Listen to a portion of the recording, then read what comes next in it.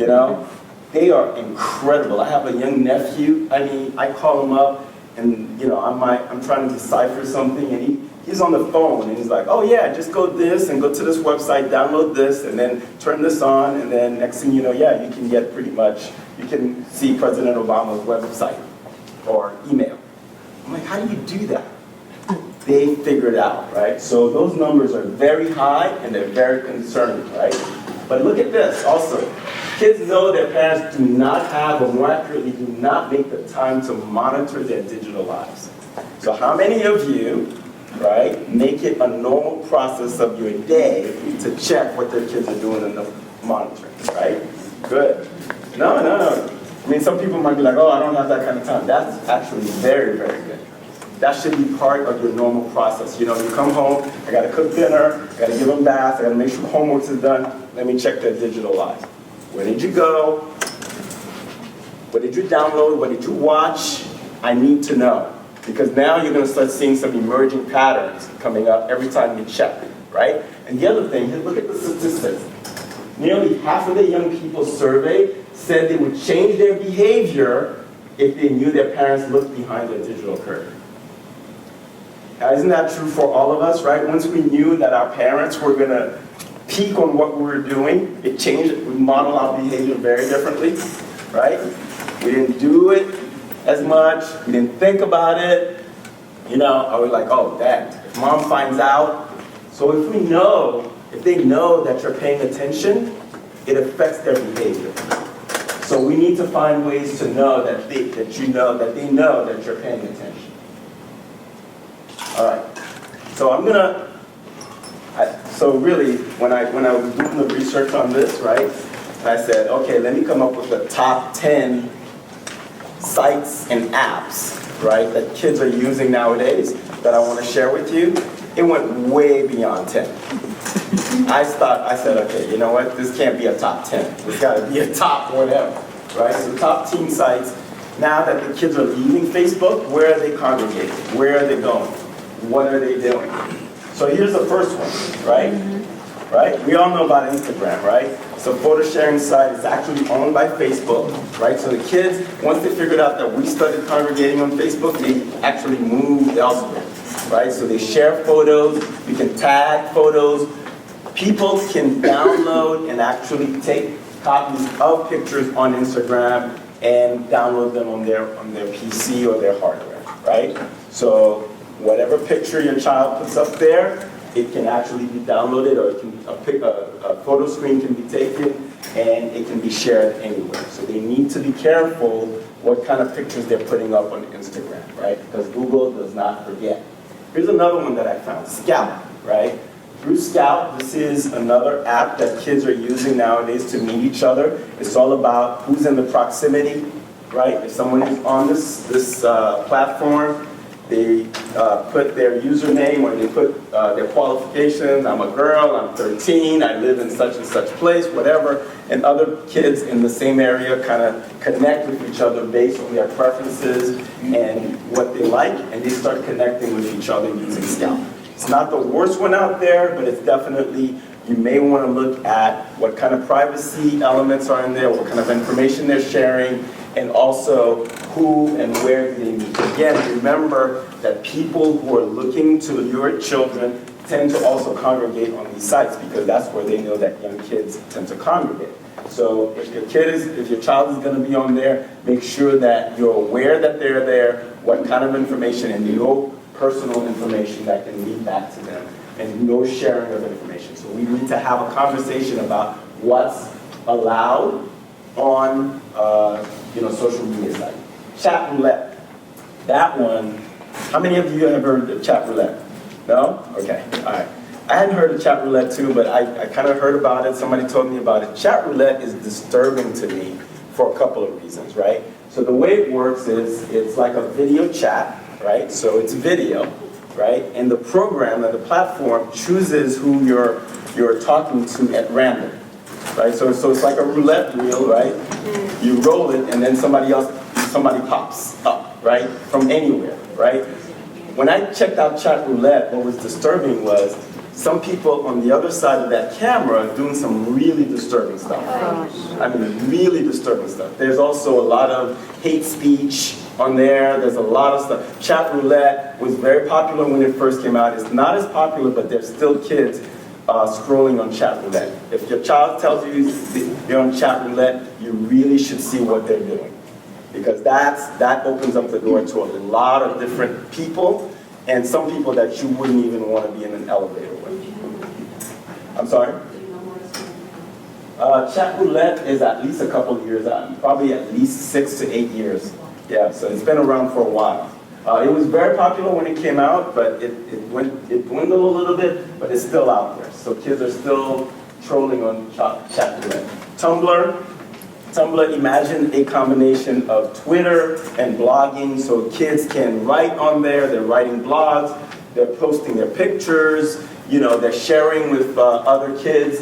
It's not as nefarious. The problem with Tumblr is that there is some level of pornography in there, depending on who's putting it up there. It's not all bad, but again, if your child is using Tumblr for class, to do a blog or to keep a diary or information like that, again, you may not necessarily say, I want to see what you're doing, but I need to know where are you going on Tumblr, who are you talking to, who do you share that information? So again, have a conversation with your child about their behavior. They may not tell you everything, but again, get a sense, start putting the pieces together of what their patterns are. Tumblr is not the worst of it, but I would definitely keep an eye on it. This one was interesting, Let's Date. This one obviously focuses on, is connected to Facebook. And this one is really using Facebook, you connect to Facebook and you create a date card. Say, I like flowers and I like going out to the movies and whatnot, and then it matches your likes and dislikes with somebody who has similar likes. And then if they say, let's date, then they get together and create the perfect date and go out on a date. In my days, I had to buy flowers and go knock on the girl's door. And with my knees knocking, right? Nowadays, they just talk to each other. They don't even see each other. They say, let's date, and then they meet at the movies, right? So again, that's a very, it's a new way of doing things. I understand that. But again, make your kids be smart. Let them ask smart questions. It's not because sometimes who they think they're talking to online and who's really behind that computer are two different people, right? So we need to make them smart and ask very smart questions, right? Just like we would do at a regular thing. Vine. How many of you have heard of Vine? Okay, so everybody, more or less. But Vine, again, is not as nefarious, but again, it's like a 60-second video that they can take. What these kids are doing nowadays, though, is using that video without people knowing. So sometimes, don't be surprised if you end up online, they're like, oh, look at mom and her rollers, and they're taking video, right? And they're putting it on Vine. So you gotta be careful. Again, let's have a very serious conversation about Vine, about how we use social media.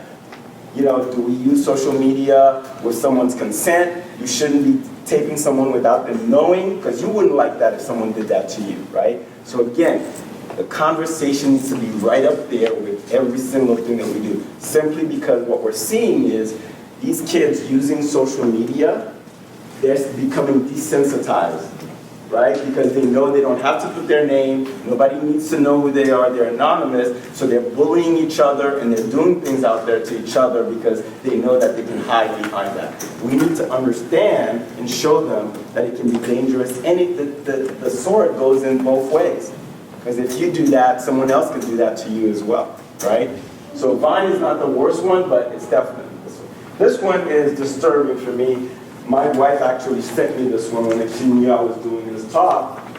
And if you search online, you're going to find a lot of information about Ask.fm. This one was new for me, I discovered. So basically, Ask.fm is a site where kids, people, and not just kids, but anyone can go in and pose questions anonymously. You don't need to put your name, you just create a username. But people ask innocuous questions like, what's the square root of 8? To questions like, why does my boyfriend hate me? Or, things that kids lament at that age. But what's really important to find out is that some of these kids, again, are putting information on AskFM.com, responding to those questions in a very hurtful way. So stuff like you see, why don't you go kill yourself? Why are you bothering us? Stuff like that. That when you're 12 and 13, that's really a very hurtful thing, as your people are responding to, obviously, what you feel is a very painful emotion, right? So again, if your child is trolling, I'm really concerned about Ask.fm because there are some kids, perhaps because their parents don't know, or because nobody paid attention, they have committed suicide, based on the information that was being talked about them on Ask.fm. So again, if your child is checking that out, I would basically deal with that. This one was popular when it came out. I don't know how popular it is, but I think it's important, especially if you have teens and you have tweens, as they start getting to know their bodies.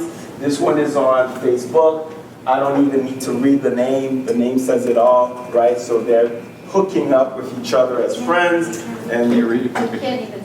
Oh, I'm sorry. Okay, so this one says, bang your friends. Or bang with friends, right? So it's a Facebook app that allows friends, to hook up with each other because I like you, right? So again, we're living in a very different age. Kids are fast and loose, and they can connect with each other in much faster, quicker ways than we ever could. So again, if your kid is on Facebook and you see them, on Bang Your Friends, you may want to ask some questions. No, let me not say what I'm saying. All right, everybody heard of Snapchat, right? Has heard of Snapchat, right? So Snapchat has been on the news. Obviously, it is the most popular app right now. It is by far the most popular app right now. Every kid is looking on Snapchat. I was with a friend yesterday. I was having breakfast, and he was saying to me, I was looking at my data plan for my kid's cell phone, and she kept going over the data plan. And I'm like, what are you doing? And he obviously noticed that the data plan was all about pictures. And he's like, what are you? So he took the phone and looked. Obviously, it was Snapchat. And he couldn't understand, why is your data plan goes further? So his youngest son came over and looked at the phone and said, oh, that's why her data plan. She's sending like about 5 or 6 pictures a day using Snapchat, right? So again, Snapchat tells your kids that they can take a picture, send it to someone, and within a couple of seconds it disappears. But of course, we know that people on the other end can take a screenshot, and then there are people who have been able to hack and realize that those pictures don't really disappear. So again, when your kids are putting out their pictures out there, what kind of pictures are they putting out there thinking that it's gone? The digital world does not forget. Just remember that. It doesn't disappear. Nothing disappears. Meet Me, again, this is another, Meet with Friends. Again, it's another app that connects with Kik and also with Facebook, where kids are meeting each other and, saying with their likes and dislikes, they connect with each other. It's not the worst one out there, but again, what kind of personal information are they putting out there, and what are they sharing? Wicker. Wicker is not the most popular, but some kids, especially teenagers, are definitely using this. Wicker is an app where you can send a message, you can send pictures, and it is encrypted. So anybody else who sees it, if you come in and you look at your child's cell phone and you see that they're using information to send through Wicker, you won't see it because it's an encrypted message. So it sends the message encrypted to the recipient opens it, gets it, reads it, and then it disappears within a matter of seconds. But again, kids are using Wicker to send information, pictures, and documents that sometimes can lead to problems. The other recipient can actually obviously take a screenshot, just like Snapchat, and it doesn't necessarily disappear. And finally, Kik, which is a Kik messenger. How many of you here have heard of WhatsApp? Okay, so Kik is like WhatsApp. It's a messenger, just like Facebook. Kids don't need a phone number. They don't need the personal information. They can just find other people on Kik and start messaging each other. Again, we need to be careful because it tends to be anonymous. We don't know who's there. We don't know who's trolling those those apps and those places. And again, you need to ask to have a conversation with your kid about what they're doing in terms of their behavior, right? All right, so I've given you the bad news, right? I know there's a lot. After I did this research, I was like, oh my God, you know, my 4-year-old can't even use my cell phone. But that's the wrong way, that's the wrong approach, right? We know the kids are creating digital footprints and we need that. So we need to step up as parents and as adults and start keeping our children safe, right? So I'm going to share with you a couple of things that we can start talking about, but there's a lot more out there, and you need to do your homework. You need to do your homework. Don't just, I think this is a good first step, having me come here and talk, but after I'm gone, you guys need to create a community and start having a conversation about social media and online. So the first thing, turn your children into social media superheroes, right? Don't be afraid to talk about the good, the bad, and the ugly of social media. There's a lot of examples out there of how social media can go bad. Obviously, age appropriate, and having a good conversation with your child about what some of those consequences can be when your media is used badly. It's like bad milk, right? When it goes bad, it goes really bad. It can send you to the hospital. We need to be having those kind of conversations with our kids about social media.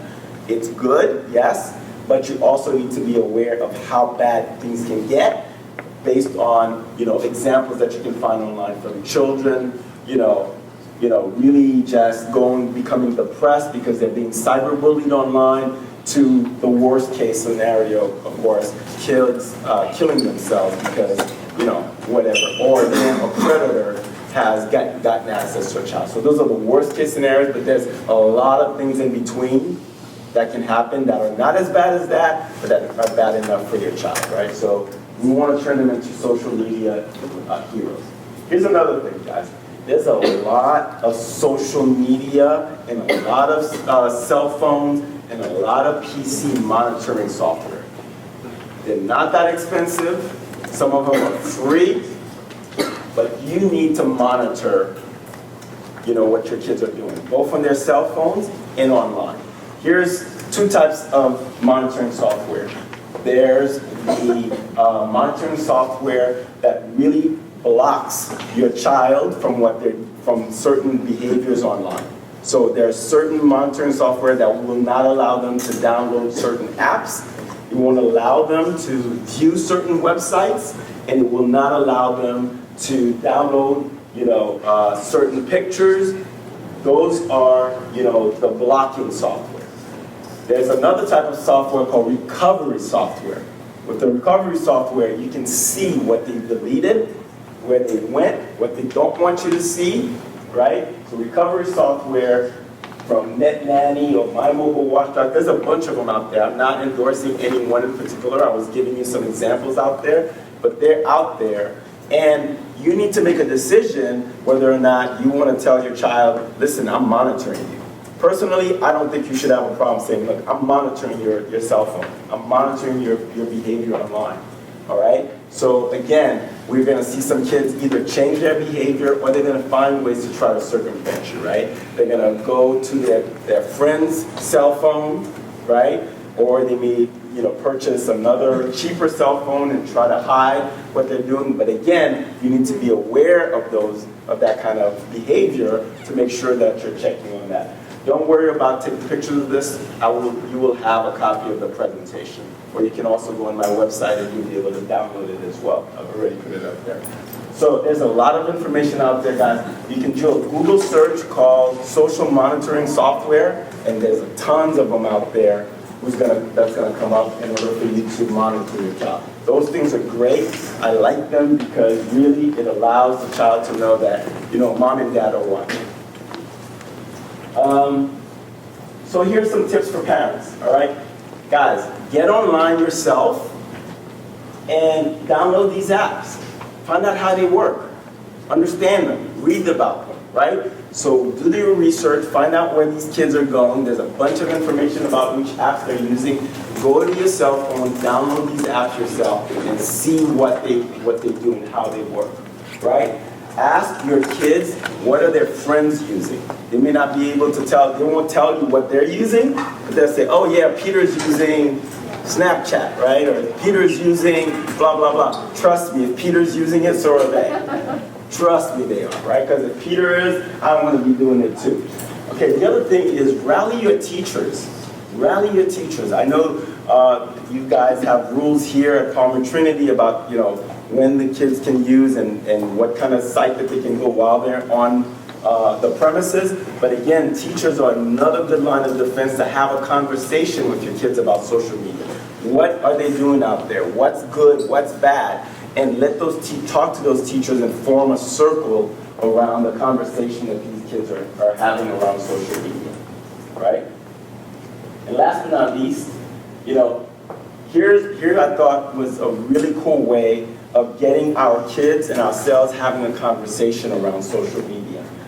You need to figure out a way, let your child or your children teach you about social media. So you're the student and they're the teacher, and then just like I'm talking to you now, let them have a class. Say, yeah, Peter, show me how to set up a Facebook profile, right? What's Foursquare? What's Tumblr? How do you use it? What's Instagram? How do I install apps? What's the security features on that? Kids love to know that they're teaching their parents stuff, right? So again, create an opportunity and an atmosphere where they're constantly teaching you what's out there. What's new? Hey, what are these kids using nowadays? I know you guys have Facebook. What are you guys using nowadays? Oh, Ma, you're so passe. We're using Snapchat, okay? Oh, okay, let me write that down, Snapchat, right? Okay, And then, have your kids and their friends teach a larger class for other parents. So just like you're having me come here and talk to you, bring the kids here and let them teach you about the apps, right? Let them hold a class. And you guys be at rapt attention because they're going to divulge secrets whether they like it or not, right? So, have them teach your children about what they like most and least about technology they use. Ask them for homework. Yes, you have homework. So if they say, you adults figure out how to actually create a Facebook page, that has X, Y, and Z. You guys should go back and try to figure it out because you're getting into their world and their head. So yes, let them give you homework, right? And then during class, ask lots of questions, including the safety, security, and privacy questions. So here's another thing I think you guys should consider, right? You come to meetings, obviously like tonight, you have PTA meetings, you have other meetings as parents and teachers, but you don't necessarily bring social media up as a topic. I suggest to people to create a natural, group of parents and teachers and concerned parents to come together and just have a conversation about social media, right? Because if your child is friends with her child and you don't know what she's doing online, and she does, she can't connect with you and say, you know what, your daughter said something really interesting on Facebook about my daughter, maybe we should have a conversation, right? So we really need to be, again, the first line of defense and be able to say, hey, let's have a conversation. So-and-so told me you put something on your friend's Facebook page. Why is that? What's going on, right? Because before we were able to say, we have our kids and you know who their best friends are, right? And then all of a sudden they come home, I'm not talking to Sally anymore, right? And all of a sudden you knew there was a problem. But now they're taking that conversation online. So if you're not looking at their Facebook page, if you're looking at Tumblr page or whatever, you don't know if something is going on. So it's important that as parents, you guys connect with each other. So once they know that, my dad and Mrs. So-and-so are talking and they know what I'm doing online, so I can't go to my friend and say, my mom doesn't want to let me use the cell phone. She's got the monitoring device on it. Can I use your cell phone? Oh, guess what? My dad just put it on last night. Okay, so now they're going to be like, okay, the parents are getting smarter. They're figuring this out, right? So you need to create, a community with each other that really just focuses on what these kids are doing. Social media, the websites that they're talking about, what they're doing in their behavior, and let them hold a class for you, right? Because then you know that. The other thing also I want to talk to you, For those of you who have children who are in middle school or younger, who also want to be part of the digital world, obviously, there are some websites out there that are really kids-friendly and parent-friendly, right? So it's not just Facebook, it's not just Twitter. There's a gentleman out of Israel who just started a website strictly for the schools, and it's inside the community of the schools only. So only the parents, the children, and the teachers are allowed within that community. No strangers, no one. So same thing for S-group books, right? Privately communicate with your friends, families, and groups. You create the circle, and you allow, you and your child decide who's allowed in that circle and who's not. Right? So there's a lot, maybe for the older kids, like the tweens or the teens, they may not necessarily want to be part of that, or they'll be part of it so they, so they can satisfy us, but then they'll go to Facebook and the other ones. For the younger ones, they want to participate, but they're too young to be on Facebook or other places. This may be a good alternative to what they're doing, right? And then last but not least, folks, there are tons of information. There's tons of books, tons of blogs, tons of articles out there. But there's tons of books that talk about how, as parents, we can protect our kids with this new digital frontier that is emerging, right? Cyber safe, plug-in parenting, internet, protect your kids. There's tons of stuff. And some of them, a lot of them are free online. If you do a Google search, you can download the white paper. They're leading you to information that can help you really protect your kids.